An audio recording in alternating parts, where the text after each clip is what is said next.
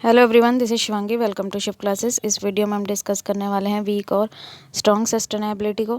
तो चलिए स्टार्ट करते हैं। तो वीक सस्टेनेबिलिटी क्या बोलता है कि हम ह्यूमन कैपिटल को सब्सटीट्यूट कर सकते हैं, मींस ह्यूमन कैपिटल का इस्तेमाल कर सकते हैं नेचुरल कैपिटल की जगह। ठीक है, और ये किसके वर्क के ऊपर बेस्ड है? रॉबर्ट सोलो और जॉन हार्टविक के। और उसी जगह अगर हम वीक सस्टेनेबिलिटी की जगह स्ट्रॉन्ग सस्टेनेबिलिटी की बात करें तो वो जो स्ट्रॉन्ग सस्टेनेबिलिटी है वो अज्यूम करती है कि ह्यूमन कैपिटल और नेचुरल कैपिटल कॉम्प्लीमेंट्री है, मींस एक दूसरे के बिना अधूरे हैं। ठीक है, दोनों को हम एक साथ ही इस्तेमाल कर सकते हैं।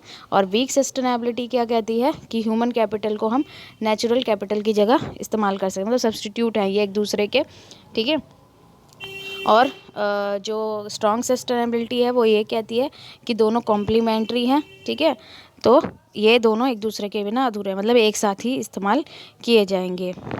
अब वीक सस्टेनेबिलिटी को समझ लेते हैं। तो weak sustainability has defined using concept like human capital और नेचुरल कैपिटल। ठीक है, तो इसमें दो चीज़ों का इस्तेमाल किया गया। अब ह्यूमन कैपिटल में क्या क्या आता है कि इंफ्रास्ट्रक्चर आ गया, हमारा लेबर, नॉलेज, ये सब ह्यूमन कैपिटल में आ गया, भाई मानव पूंजी हो गई है।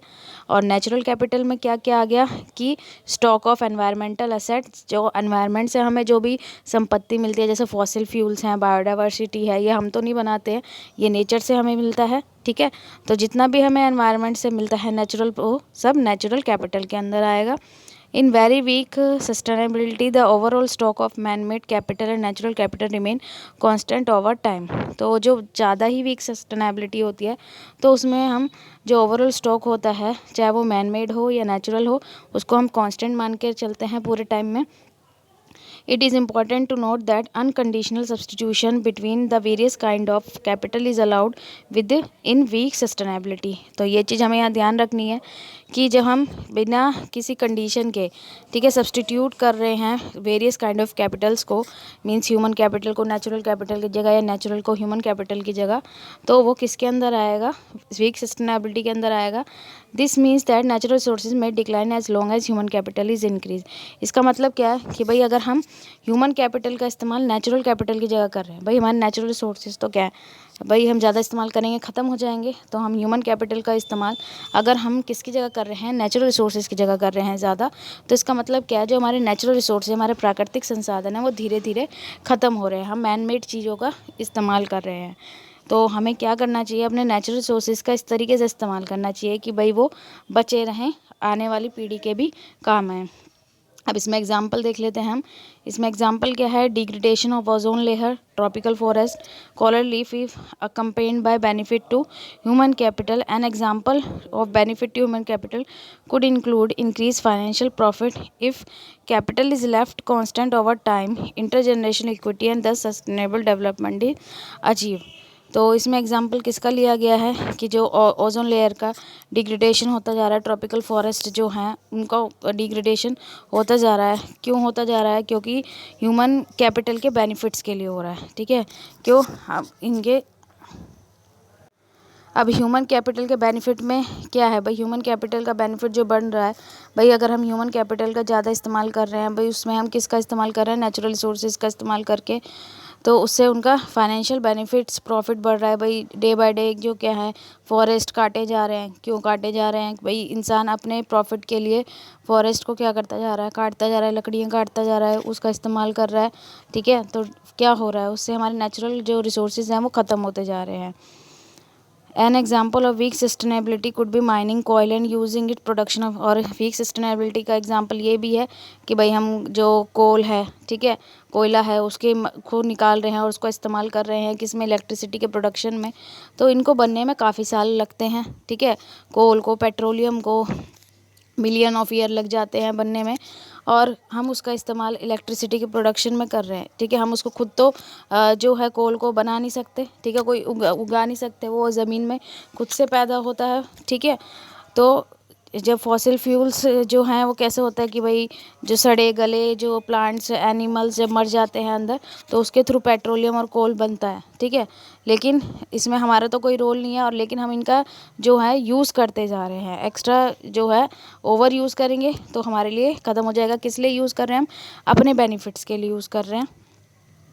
तो नेचुरल रिसोर्सेज को जो है कोल वो रिप्लेस हो रहा है मैन्युफैक्चर गुड। ठीक है, जो है इलेक्ट्रिसिटी। तो इलेक्ट्रिसिटी हमारी डोमेस्टिक लाइफ की क्वालिटी को तो बढ़ा रहा है, हमारे इंडस्ट्रियल पर्पस के लिए भी वो हेल्पफुल है, लेकिन हमारा जो नेचुरल रिसोर्स है वो तो ख़त्म हो रहा है ना।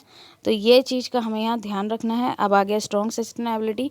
तो स्ट्रॉन्ग सस्टेनेबिलिटी क्या बोलता है, इकोनॉमिक और एनवायरमेंटल कैपिटल कॉम्प्लीमेंट्री हैं, इनको हम इंटरचेंज नहीं कर सकते। और वीक क्या कहता है कि ह्यूमन कैपिटल को हम नेचुरल सोर्स की जगह इस्तेमाल कर सकते हैं। Strong sustainability accept there are certain function that environment perform that can not be duplicate by human और human made capital.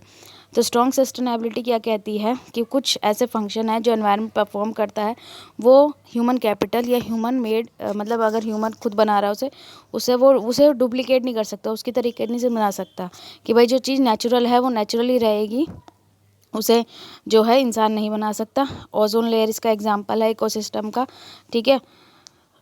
Unlike weak sustainability, strong sustainability puts the emphasise in ecological scale over economic gain. तो जो strong sustainability है वो किसके ऊपर जोर देता है कि भाई उसको इकोलॉजिकल स्केल के ऊपर ज़्यादा जोर देता है, इकोनॉमिक गेन्स के ऊपर ज़्यादा जोर नहीं देता है।